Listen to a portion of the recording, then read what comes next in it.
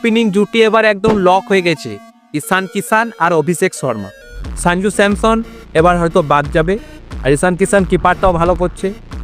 আর সামনেই 7ই ফেব্রুয়ারি থেকে টি-20 world cup শুরু হতে যাচ্ছে।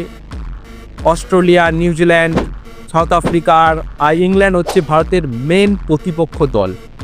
এই দলগুলোই একমাত্র পারবে ভারতকে হারাতে। আর ভারত এখন মানে একটা দারুণ স্ট্রং দল।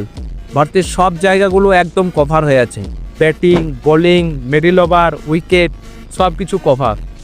তো এই ওয়ার্ল্ড কাপ ভারত যদি জিততে পারে, 2024 সালের ওয়ার্ল্ড কাপ ভারত কিন্তু জিতেছে, তো ভারত যদি এই ওয়ার্ল্ড কাপটাও তারা জিততে পারে তাহলে কিন্তু ভারত নিজেদের টাইটেলটা ডিফেন্ড করতে পারবে। আর এইটা ভারত করতে যদি পারে তাহলে এই প্রথম দেশ হিসাবে ভারত একদম পরপর 2বার ওয়ার্ল্ড কাপ জিতবে আর নিজেদের টাইটেল ডিফেন্ড করবে। এর আগে কিন্তু এরকম কখনো হয়নি, ঠিক আছে?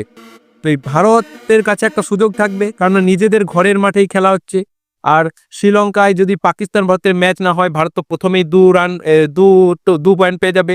তাই ভারতের কাছে একটা মানে দারুণ মৌকা আছে, শুধুমাত্র একটাই ভয়, অস্ট্রেলিয়াকে। অস্ট্রেলিয়া ভারতকে বারবার সেমিফাইনাল আর ফাইনালে হারিয়েছে।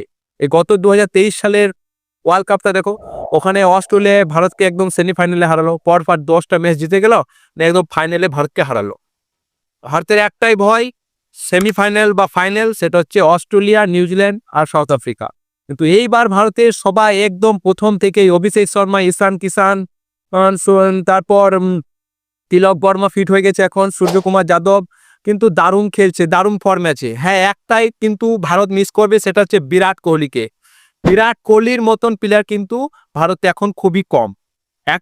একজন আছে তিলক বর্মা, যে কিন্তু বিরাট কোহলির জায়গাটা ফিল করতে পারে। হ্যাঁ, পাকিস্তানের সঙ্গে এশিয়া কাপে যে ম্যাচটা হয়েছিল সেখানে কিন্তু তিলক বর্মা দেখিয়েছে যে কিভাবে লো স্কোর ম্যাচেও উইকেট তাড়াতাড়ি পড়ে গেলেও কি করে ডিফেন্ড করতে হয়।